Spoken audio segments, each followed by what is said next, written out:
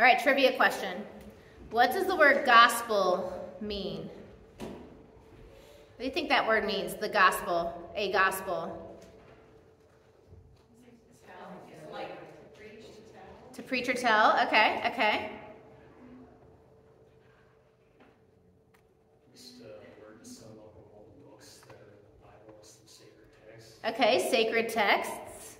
Good news. The good news. Yeah. No one thought it was this one. I mean, I've read the Bible a few times now, so I'm in more of agreement with Paula. But for a long time, when you said gospel, this is what I thought of. People like Southern Baptists with the robes, and they're like dancing, and they're singing, and they're getting it. I tell you, I went to, when I went on the mission trip, Steph, that song jarred my memory. When we would go to New Orleans on a mission trip, we would go to a Baptist church down there. And they had like the choir, and like they like, on Sunday, they were in suits and hats, and like, I mean, they went to church, right? And they were singing and dancing and yelling and shouting, and I was like, this is cool, but what's happening? It's so weird. It's so different from our experience, our very white bread experience of church. Very different. But gospel it is the good news, and it is books. They call it the four texts, Matthew, Mark, Luke, and John, the Gospels, right? Because that is the first-hand accounts of Jesus, and Jesus came to bring the gospel, the good news. And when you do like a search of gospel in the Bible, the first times you hear that word in the Bible, they're talking about good news coming. So when there was like a battle or a war or something going on, they had runners. They basically hired cross-country runners. So when the battle would turn or something would happen, someone would run from the battle, run the 20 however many miles back to the city and tell them the good news. So they had lookout people on the tower, be like, a runner's coming, a runner's coming. And then they could also tell by how many runners. Also told them if it was good news or bad news. I don't know. We don't need runners anymore to bring us good news. We have the news on TV to tell us, on social media, to tell us news. And we are always looking for the good news, right? And we watch the news to see what's happening.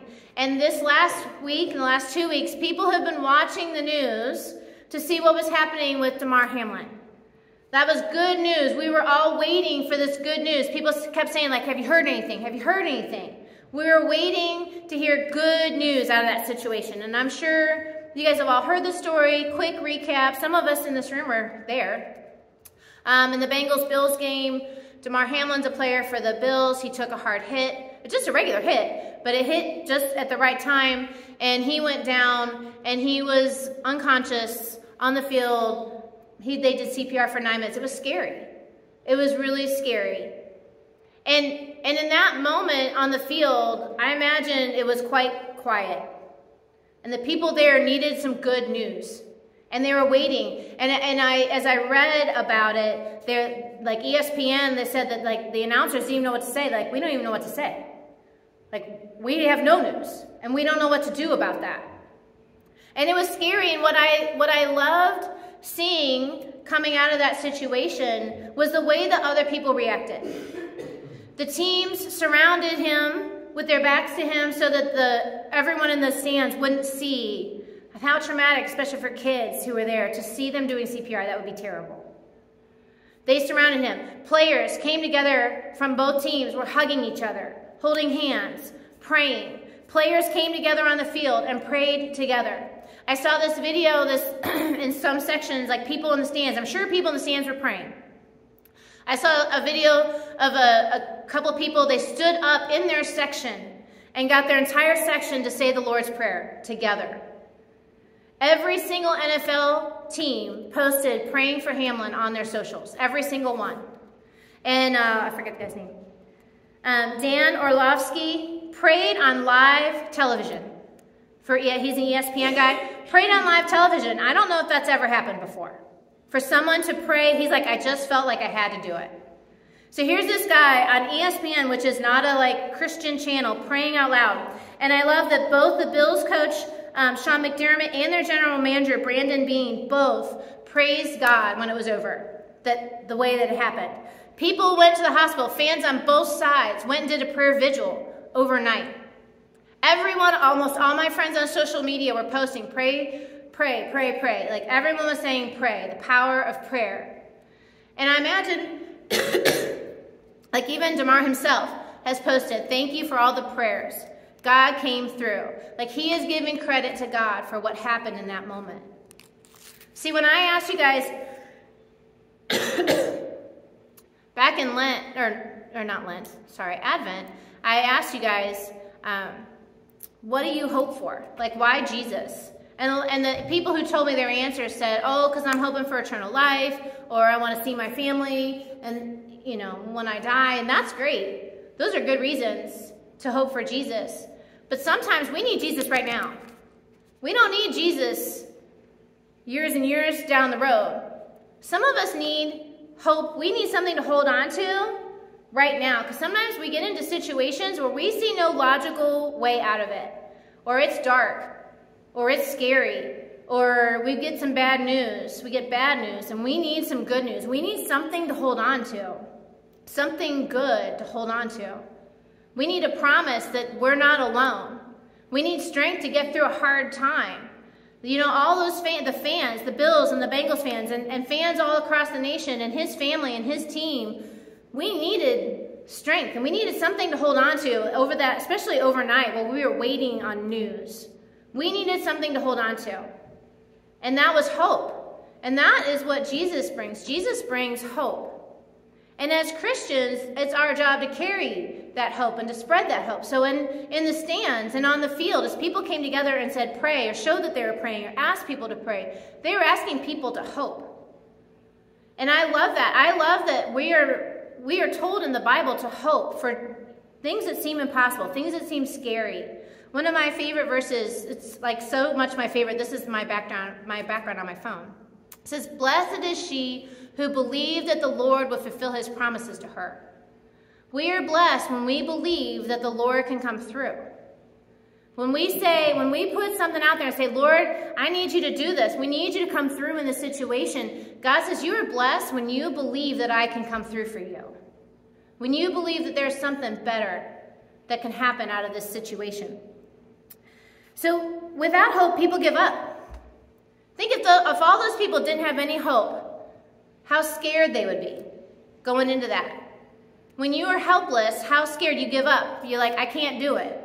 I can't get through this. I have a friend, she's got an 18-month, they just rang the bell yesterday, her 18 months with cancer. They just rang the bell for the final treatment yesterday. I don't know how she gets out of bed without hope. She's a believer. She has very much been leaning on the Lord in this time. I don't know how you do it without it. I really don't know how you watch your 18-month continually going back to the hospital and get up every day if you don't have hope that God can come through. Because that's scary.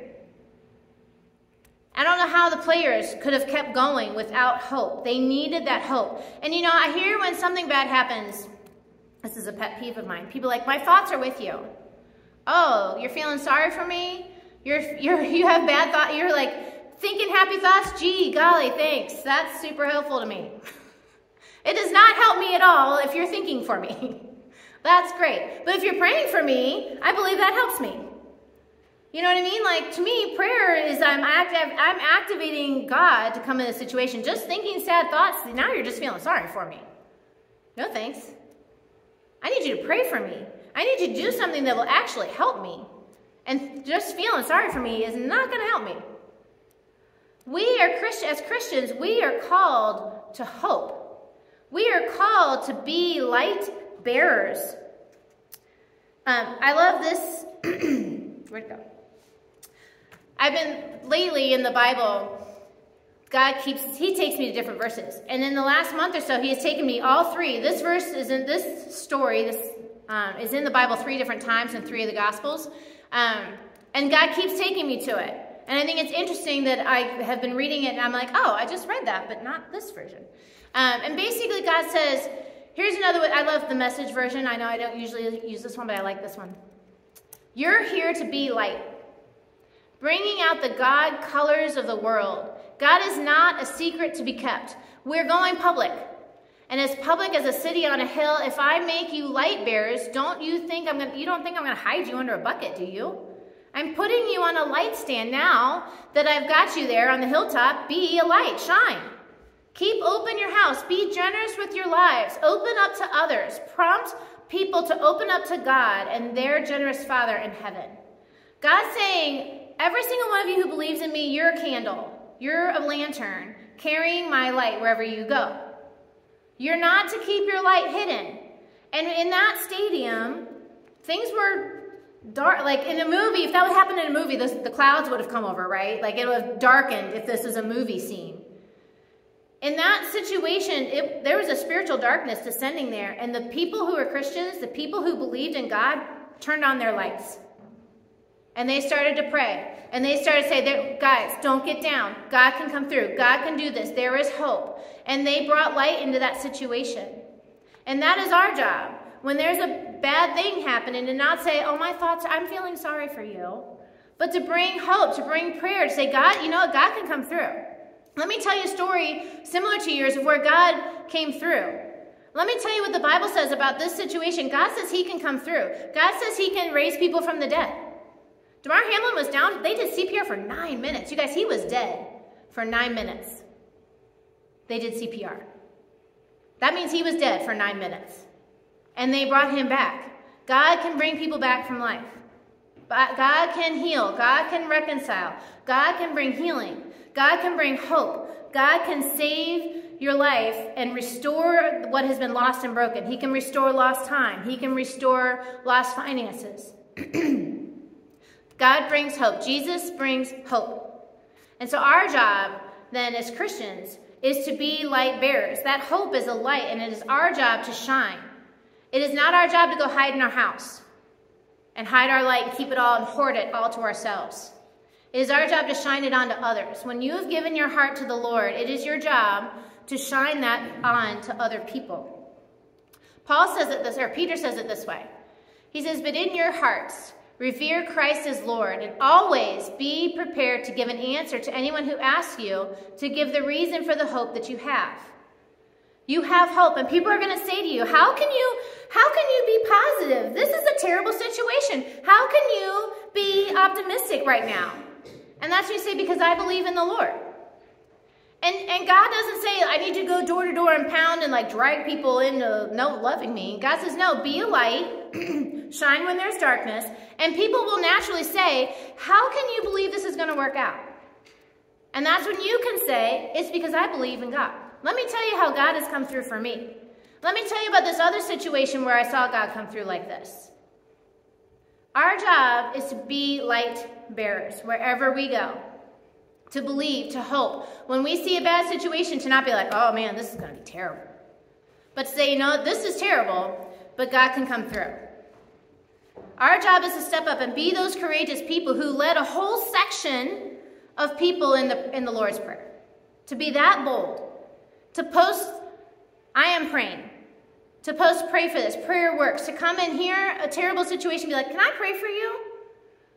Or to hear of a terrible situation, be like, you know what? God can come through in this situation if you let him. And so I have some homework for you. Last week, your homework, I don't know if any of you did it. Did any of you guys do your homework? Did anyone write down your list of people and circle the Christians in it? Oh, you guys all get an F.